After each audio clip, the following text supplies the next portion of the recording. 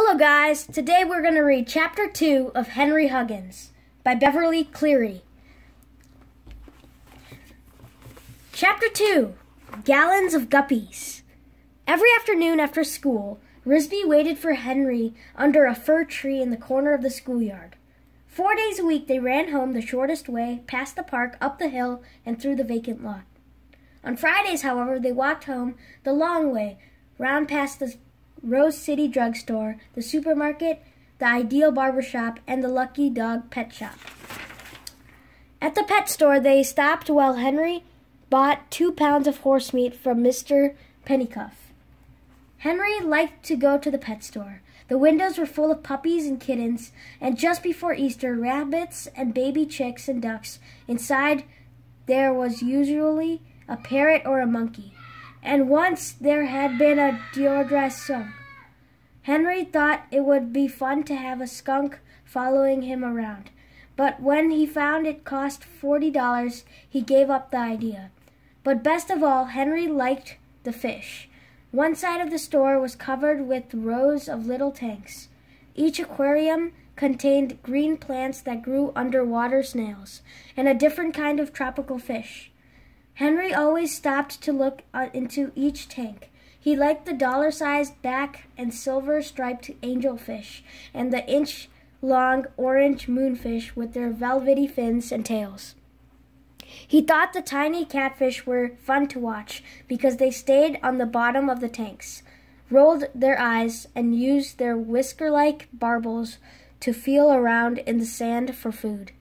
Mr. Pennycuff explained that the fish came from all over the world, but most of them came from jungle rivers where the water was warm. That was why they were called tropical fish. One Friday when Henry went to the pet store, he saw a sign in red. Special offer, 1 pair of guppies, fish bowl, 1 snail, aquatic plant, package of fish food, all for 79 cents. "Jeepers," said Henry. "All that for 79 cents? He looked at the fish in the bowls. Each bowl had held 1 plain silvery gray fish almost 2 inches long and 1 smaller fish with all the colors of the rainbow. "That really is a bargain." "It certainly is," agreed Mr. Pennycuff. "Shall I wrap up a pair for you?" Henry felt around in his pocket. The silver dollar his grandfather had given him was still there. He watched the little rainbow fish chase the silvery fish and decided he'd had to have a pair of guppies. After all, it was his very own money he was spending. He would keep them on the dresser in his room. They would just stay in his room and swim quietly in their bowl. He didn't see how his mother could object to 2 quiet little fish that didn't bark or track in mud or anything. "I'll take a pair," Henry told Mr. Pennycuff, and watched him fasten wax paper around the top of the bowl with a rubber band and put it into a bag. "Now be sure to put the bowl near a heater in cold weather so the fish won't get chilled and catch Ike." "Ike?" said Henry. "Yes, Ike is for short, Icoiopterius.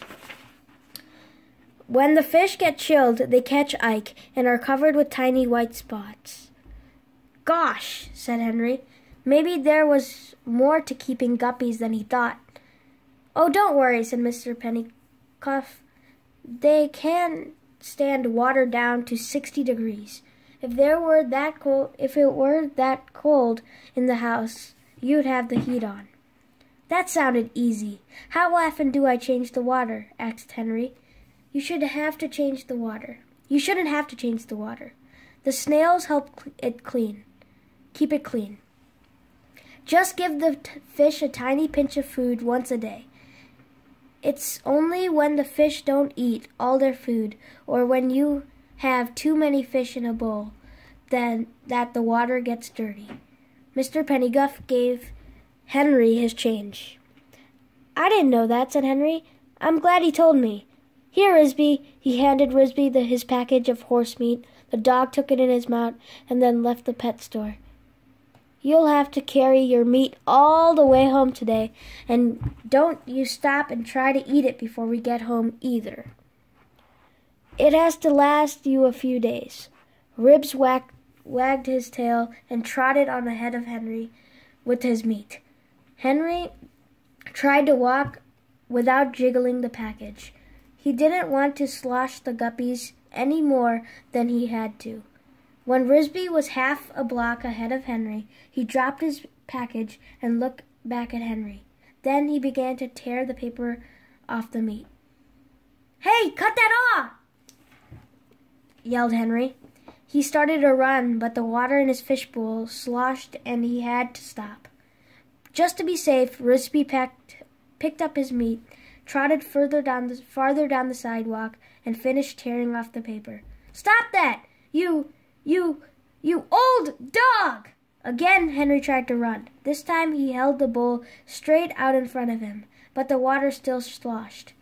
Ribs gobbled part of the meat and then trotted ahead with the rest of it in his mouth.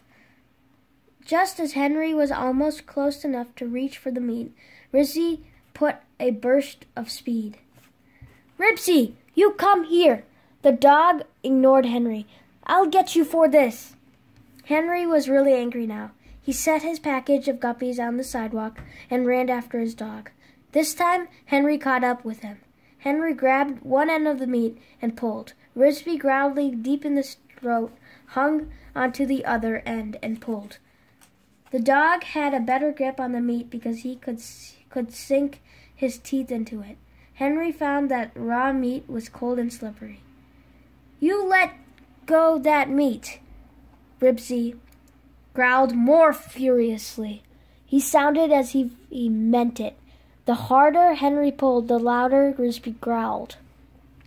Henry was sure Risby wouldn't really bite him, but just the same he knew it was not a good idea to annoy an animal when it was eating. Anyway, he could stand there all afternoon playing tug-of-war with a piece of horse meat. His guppies might get cold. "All right, you old dog, go ahead and eat it and see if I care. You'll just have to eat canned dog food the rest of the week." He went back to his guppies, while Risby wolfed the rest of the meat, licking his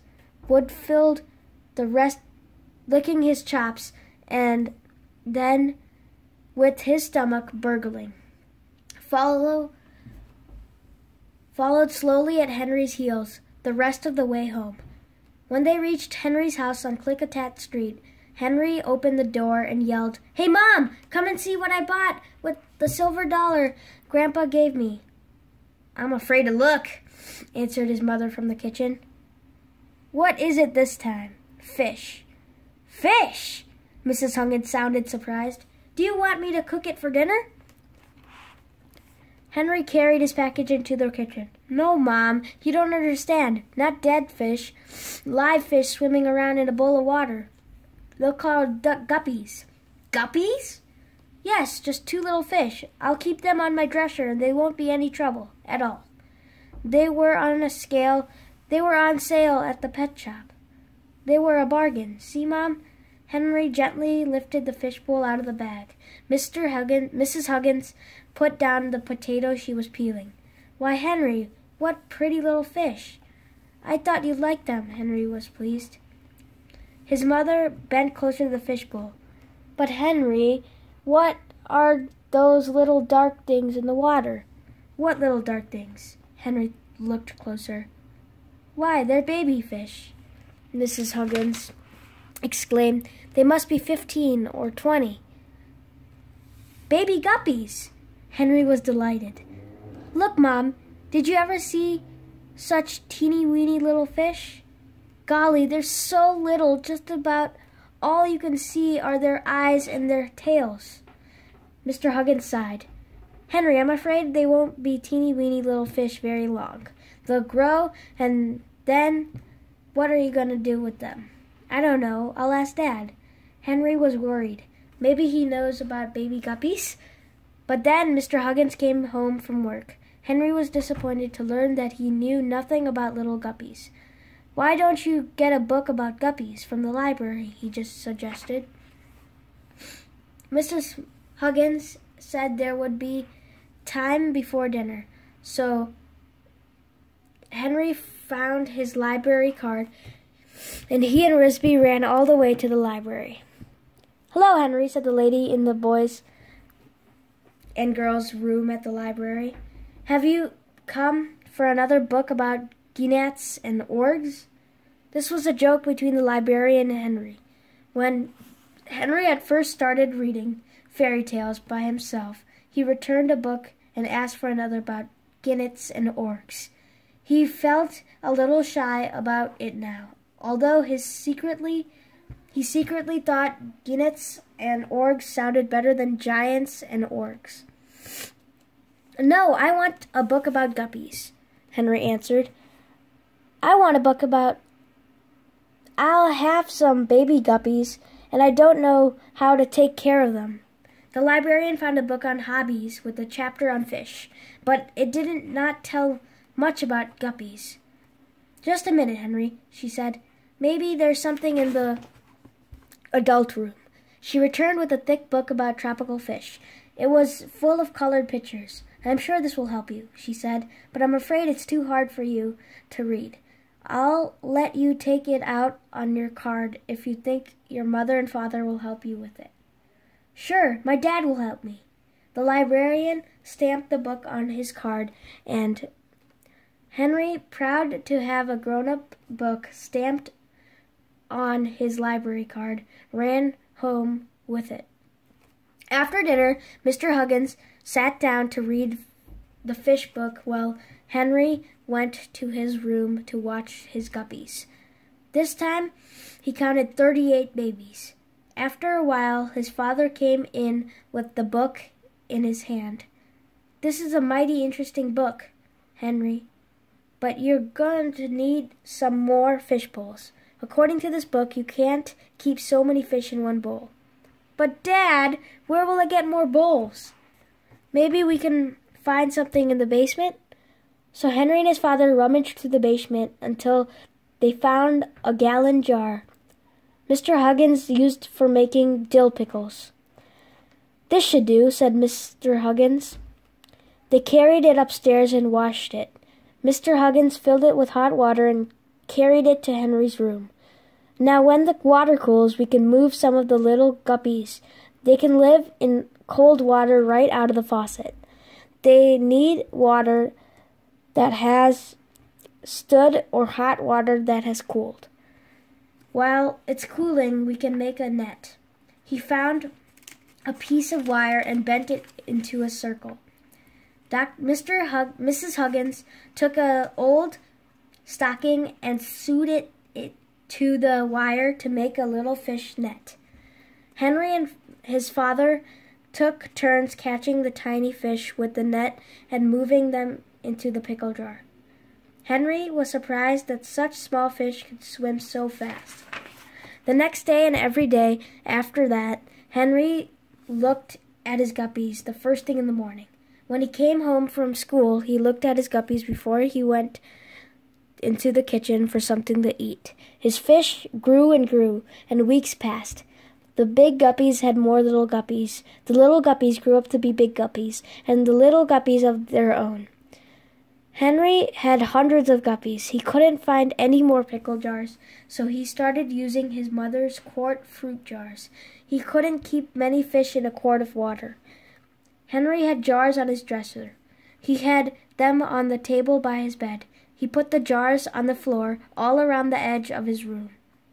When he had one row of jars all the way around the floor, he started another row. "Goodness, Henry," his mother said, "pretty soon you won't even be able to walk in here if you keep all your guppies," said his father. "By the end of the year, you'll have over 1 million fish in your bedroom." "Golly," said Henry, 1 million fish in my bedroom?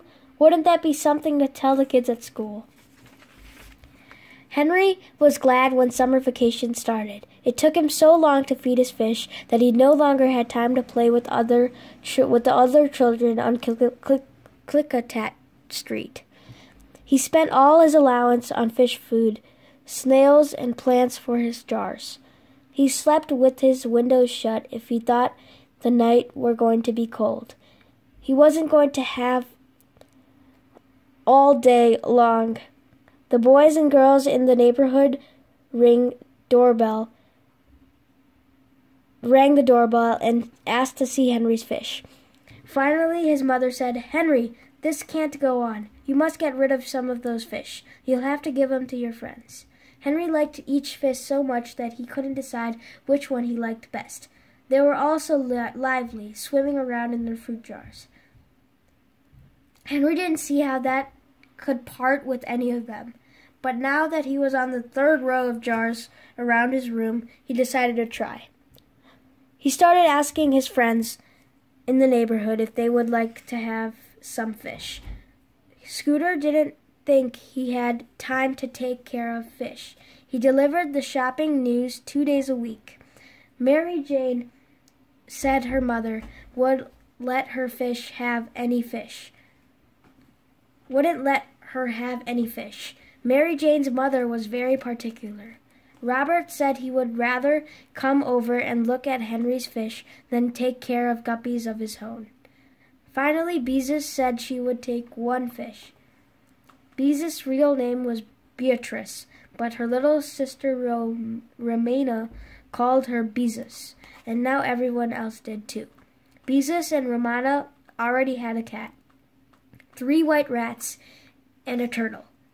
So one fish wouldn't make much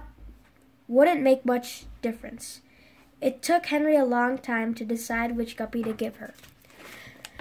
Then one morning, Mrs. Huggins came home from the supermarket with 3 lugs of apricots in the back seat of the car. When Henry helped her carry them into the house, she said, "Henry, run down to the basement and bring up about 20 quart jars.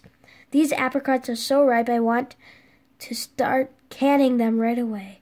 Henry went down to the basement. He did not come back with 20 quart jars. He came back with 4. "These are all that I could find, Mom," he said. "Oh dear, and one of them has a crack." Mrs. Huggins looked at the 3 lugs of apricots. Then she looked at Henry. "Henry," she said, and he knew from the way she said it, she meant whatever she was going to say. "Go to your room and bring me 17 quart jars. And don't bring me any jars with guppies in them either." "Yes, Mom," said Henry in a meek voice. He went to his room and looked at the jars of guppies. He guessed he did have too many fish, but they were such nice fish. He got down on his hands and knees to look at his pets. "Henry," his mother called, "I'm starting to pit the apricots. You'll have to hurry." "Okay." Henry took his net and started catching the smallest guppies. The only thing he could do was to move them in with the other fish. He hated to do it because the fish book said they shouldn't be crowded. When the guppies were moved, he carried the jars into the kitchen and poured the water down the sink. "I'm sorry, Henry," his mother said, "but after all, I did tell you some time ago that you couldn't go on putting guppies in fruit jars." "I know, Mom. I guess I'll have to think of something else." It took Henry the rest of the morning to feed his fish. He had to put the tiniest pinch of the finest fish food into each jar. He could hear Robert and Beezus playing cowboy in the vacant lot. Risby trotted into his room, watched him a few minutes, and then went outdoors. Henry began to wish he were outdoors, too, but he couldn't let his little fish go hungry. Late that afternoon, Mr. Huggins drove downtown to pick up Henry's father after work. When they returned, Henry saw his father carrying more lugs of apricots into the kitchen. He had a feeling he knew what was coming next. It came. "Henry," his mother said, "I'm afraid I'll have to ask you for some more fruit jars." Henry sighed. I guess I'll have to double them up some more, he started, to go to his room and then turned back. Say, Mom, are you going to can anything besides apricots this year? Yes, tomatoes and pears, and I thought we might go out to Mount Hood and pick huckleberries. You like huckleberry pie during the winter, don't you? Henry certainly did like huckleberry pie. He liked it any time of the year. He went to his room and moved more of his guppies, tomatoes, pears, and huckleberries. He could see that his mother would need all her fruit jars before the summer was over. That would leave him with his original bowl and the gallon pickle jar. Hey, Mom, he yelled, are you going to make dill pickles too? Yes, Henry.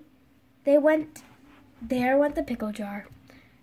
By the end of the summer, Henry would have to move the hundreds of fish he had now, and goodness knows how many more. Back into the bowl. There would be so many fish there wouldn't be room for any water. That settled it. Henry decided he would have to get rid of all his guppies. He hated to do it, but if he kept even 2, he would soon be right back to where he was now. It would be nice to have a time to play outdoors again. Henry made up his mind to take every one of his fish back to the Lucky Dog pet store. Maybe Mr. Pennycuff would have another sale. Henry was chasing a guppy with the net when his father came into the room. He told his father what he planned to do. I sure hate to do it, he mourned, but I can't keep 1,000,000 guppies in my bedroom. He looked sorrowfully at his fish. I know, Henry. I hate to see the fish go, but they're getting out of hand. I'll tell you what to do. Catch all the guppies and put them into the pickle jar. It won't hurt them to be crowded for a little while. Right after supper, I'll run you down to the pet shop in the car. Henry sadly packed up his fish, and after supper, he and his father and Risby got into the car and drove to the pet shop. Ribsy liked to ride in the car. I brought you a ton of guppies, Henry said to Mr. Pennycuff. I hope you can use them. Use them? Exclaimed Mr. Pennycuff. I certainly can. I haven't had a guppy in this store since the sale. Let's see them. While Henry unwrapped his pickle jar, his father looked at the tanks of tropical fish along the wall. Should I say you do have a lot of guppies, said Mr. Pennycuff. Nice healthy ones, too. He must have taken good care of them. He held the jar up to the light and looked at it closely. It seethed with gray guppies, rainbow guppies, and baby guppies of all sizes, swimming around and around. Let's see. Well, Mr. Pennycuff continued to stare at the fish. Henry couldn't understand why he was muttering to himself that way. He had given Mr. Pennycuff the guppies, and now he wished he would return the pickle jar so he could go. Well, now, said Mr. Pennycuff, I guess these fish are worth about $70. I can't give it to you in money, but you can pick out $7 worth of anything in the store you want. $7? Henry was astounded. $7 worth of anything in the pet shop. He was rich. He had been so busy thinking about getting rid of the guppies that it had not occurred to him that they might be worth something to Mr. Pennycuff. Hey, Dad, did you hear that? $7, Henry shouted.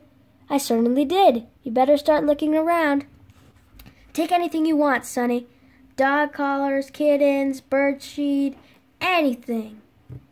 Henry tried to decide what he would like. Ribsy had a collar and a leash and a dish, so he didn't need anything. He looked at the kittens The sign read kittens, $1 each. They were cute, but Henry decided he didn't want $7 worth of kittens.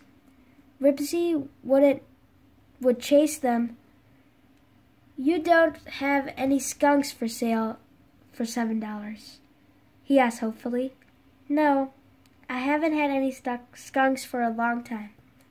"I'm glad to hear that," said Mr. Huggins.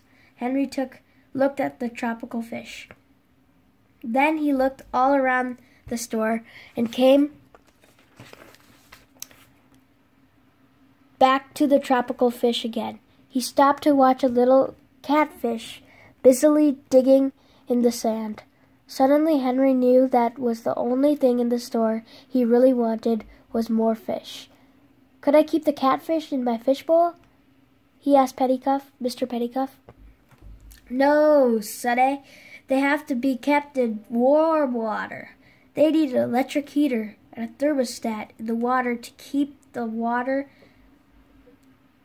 the right temperature." He had held up 2 long glass tubes. One looked as if it were filled with sand and the other with wires. "See, this is what I mean. They fit into the corners of an aquarium like this." And he kept the water warm all the time. He fitted them into the corner of the little tank on the table. "How much does that cost?"